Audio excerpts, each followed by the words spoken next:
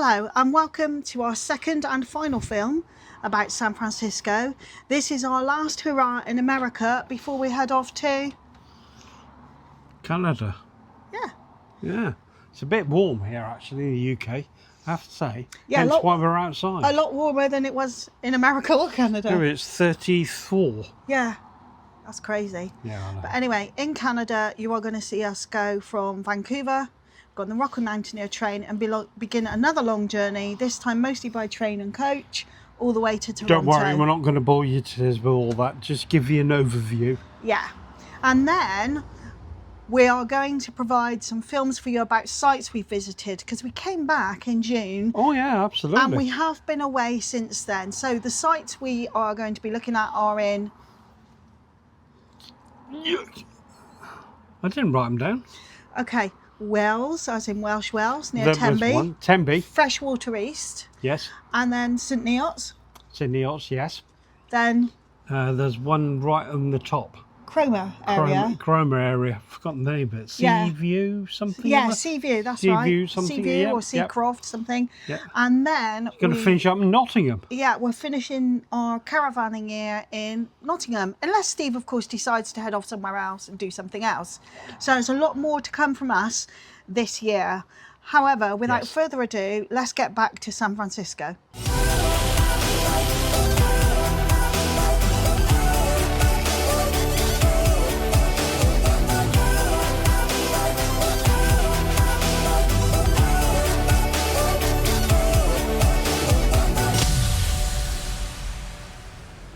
And so you find us in the queue waiting for a boat trip. You'll have noticed on the last film that we mentioned only about 300 million times that we could see Alcatraz. And now you are actually going to see it close up and personal. We did mention it 300 million times. Yeah, we did. There was, however, a Brucey bonus. As you can see, lots and lots of people, they do lots and lots of Well, that's the electric shop. But the garden's quite amazing. Alcatraz, eh? Huh. I presume that's prison cells up there. Huh. Is that the one? No, well, I don't know. I was thinking about that fantastic film called The Rock. Well, it could have been that lighthouse.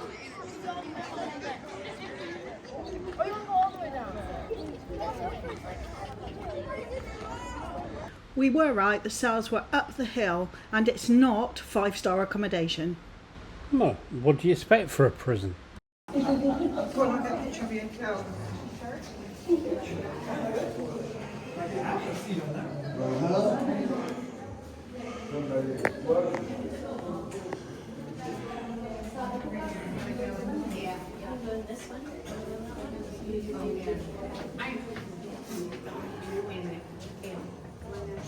Big, isn't it?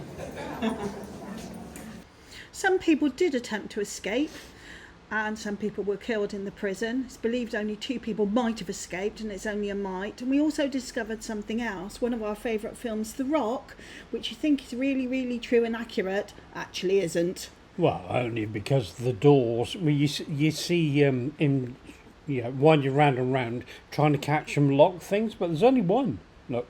Yeah, so actually it's not accurate to the actual place. Now on our visit we were really, really fortunate because they opened up a lot of the cells and areas that are normally closed to the public, but for some reason on the day we went, everything was open up so we could have a really, really good look and a really good mooch around along with 10 million other people that day. Yeah, but an awful lot of people tried to get into this A block bit, and this is the bit that's one of the bits that's normally closed off. We were allowed to. Also on the day we visited, in the gift shop, there was an interview with a very old man who was a former Alcatraz prisoner who's written a book about his experience there. So there was a big queue to see him, and to be honest, with the journalist in me, I would have to have asked him why the hell he was in this prison, because believe me, this prison did not house very nice people. These were nasty people who'd done very nasty things. I think even Al Capone was here. Yeah. Now I know this says the earliest known photograph of Alcatraz, but it became famous in the late 60s, early 70s for a different reason. North American Indians took possession of the island because at that time they could do so to raise awareness of their plight and the way they were not treated as same as white American citizens. They were removed in 1971 after almost 2 years of raising awareness for their cause, but I think it's many years, if at all, that they've been seen as equal to white Americans. Apart from anything else, we visited America in the year that America was celebrating 250 years of history. It has thousands of years of history, just like the UK, from the people, the native Indians that populated it before. Today, the island is a bit of a sanctuary for birds and plants, which we really enjoyed, and also, of course, for tourists who come and go. Well, there we go. I think we're over there somewhere. And there's the other bridge.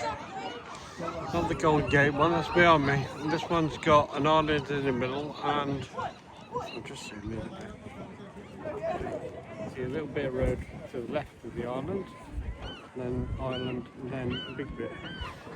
So what is that, 8 kilometres? 8 miles? 8 miles. 8 miles. And you've got your coat on, it's not quite so warm today, is it? And a lot of birds. I think they had buildings here, by the looks of it, but they're all gone. Look, there's one that fell down. But anyway, how'd you get under that? People behind you. I know, but the bees on it, so I can't get too close. The bees on it.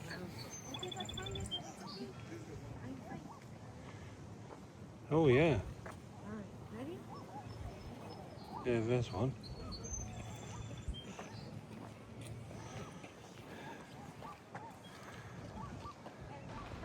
Birds just keep popping up everywhere. Look. Oh look, it's Golden Gate Bridge, but what is that? I'm not sure what it's doing.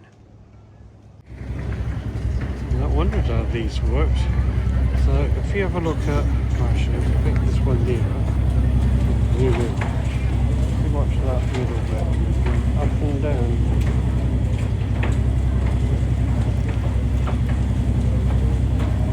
Yeah. We've got that one there.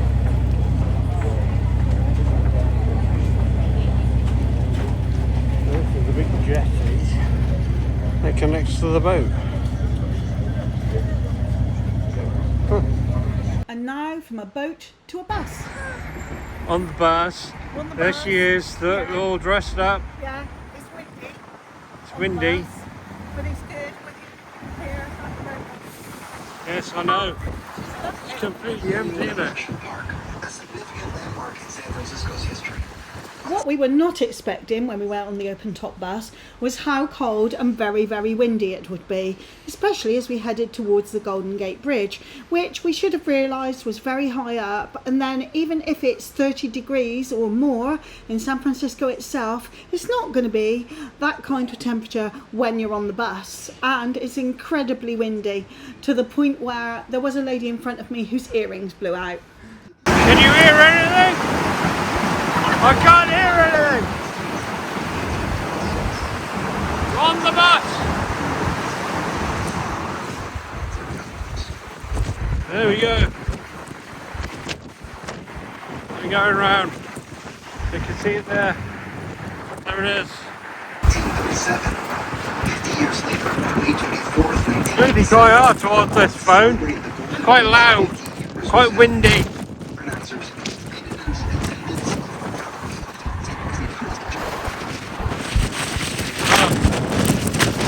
The tolls.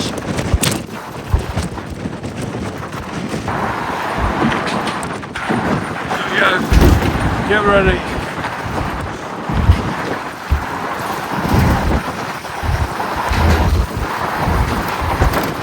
Nice beach down there. There's San Francisco, if you can hear me.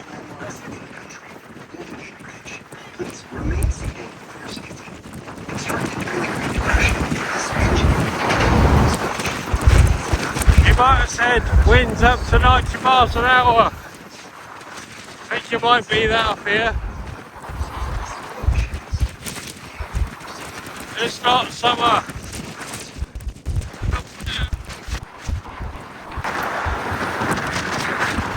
He enjoys being up top.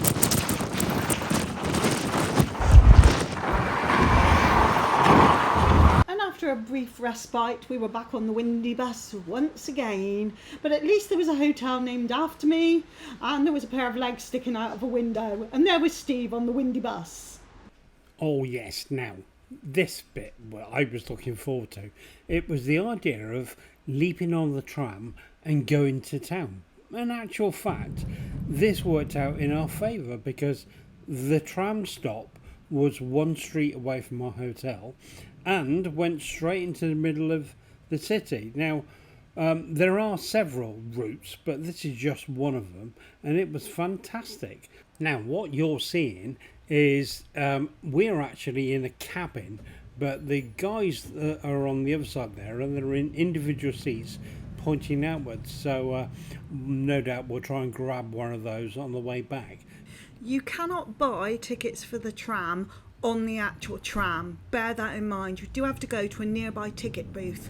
The conductors will tell you where they are, and it's roughly $10 each to go up and down on the trams all day. And I do mean up and down. These trams are amazing, and they go up the steepest streets. And so we did, as you would do, spend a bit of time in the city centre before heading back. We found Burger King and all the rest of it, but you can see there are several trams using the same bit of road going all the way around to this little spinny bit where, what do they call those? Circular? Turning circle. Turning circle, that's it. Where they can turn around and then spin it back around and get ready for going back, which we did. And here is just a snapshot of some of the views you'll see in San Francisco when you sit on the outside seats and literally you're facing the streets on one side or another. It's just a brilliant way to get views of the city and just to see everything from a completely different angle. I thoroughly recommend giving this a go, and it's just an easy way to get around. I reckon that was about half an hour, I suppose, with all the to's and fro's and all the rest of it each way. So easily a really good day out. And yeah, and very enjoyable, I promise. So now is a good moment to talk about John. Yes, you better mention who he is, otherwise it'll just go into them and people will be going, who's that? Yeah, exactly. Well, John is a journalist like me, and we met him, Steve and I, we met him in 2023 in Las Vegas. I think we did a film about Yes, we Las did. Vegas, didn't we? Yep. Steve went off to look at our visa. I was working. And at the events where I was working, Steve couldn't get access. I was actually on my own. Shame. Wasn't I? So On I my had to own go to an RV shop. with Okay. with lots of techie journalists, when this little chap turned up, really cheerful chappy, turned out to be John. We got on like a house on fire. We spent the whole conference together, and then in 2025 we did the whole thing again. This time Yep. John went out with us both, and we went Yep. for dinner and everything, and we got on really well, had such a laugh. And when we went to San Francisco, because John comes from San Francisco, it was too good an opportunity to Had to go miss. find him. And Yeah. we found him, or he found us, and we spent a couple of days together, and he showed us those sites that only a local person would.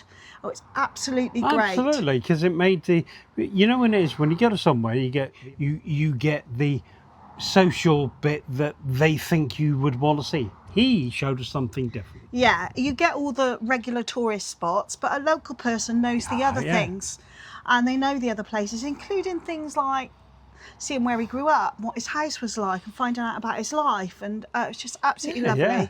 So you're just going to get a tiny taste of that. And excitingly, and we won't be doing a film on this, John is actually flying into the UK later this year for the first time ever outside of America to come and see us. It's quite funny. He's been on planes lots, but all in America. All around America, Never been anywhere never been else. into Europe at all. So He ain't I got a passport. can't even tell you. He's got an on now because he's coming, but how excited he is, and how excited we are to show him our Yeah. part of the world. Yeah. So that's who John is. one of the first places John took us, which had a fantastic view of the city, is called Twin Peaks. You might recognise the name from a TV show a long time ago. Don't know if it's related. And John showed us this. It was close to where he used to live. And it's just amazing. Loads of locals know it and they do run in and take their dogs from this area. But it's the fact that you can survey almost the whole of San Francisco in all of its glory from this site. Now, it is windy up here, or it was on the day we visited. Nothing like the Golden Gate Bridge, but nevertheless, it is windy and you do need coats. And in the end, I had to sit in the car for a bit. I think this crow took a bit of a liking to probably what John's got in his hand, actually. Keeps following him everywhere he goes, look. I'm going to see what he does. No, he's flying backwards now. He also took us to the Marriott Marquis, very posh hotel, where there's a sky bar. Locals know it's there. Most tourists don't. It's incredibly expensive. However, the views are worth it. But yeah, this is what you get. These nice little, bits of a postcard here, and that's why this is one of the great cities of the world. To me, without a doubt, it is. It's got its little, scars or whatever, but it's still it's amazing. It's just incredibly quirky the way the streets are done. Yeah. Yeah, it's just a nice little shop when you get. And this is good, but it's a little bit sort of hazy, right? That's great though, isn't it? Yeah. You don't get that every day. It's well, you do if you're around here. Well, there's anybody driving it? No. Oh, two of them? No. Nobody's driving that one either. There's a street there called Aladdin Street. Aladdin. Oh, is it really? John also took us to a local amazing posh Mediterranean restaurant, best meal of our time in San Francisco. We stood outside the kebab van, but we didn't go there, but we did end up in the pub. Anyway, hope you enjoyed this film. We're going to do a couple more films on Canada, show you some of those experiences, and then we'll be back to UK caravan sites during 2026, so we really hope you enjoy those. Won't be any abroad stuff. I have got one of those, a new number plate for the back of it, but I haven't fitted it yet. We haven't used it yet. So, anyway, enough. Hope you enjoyed our second trip to San Francisco. Back with you soon. So don't forget, please like, Subscribe. and hit the little bell. Yay!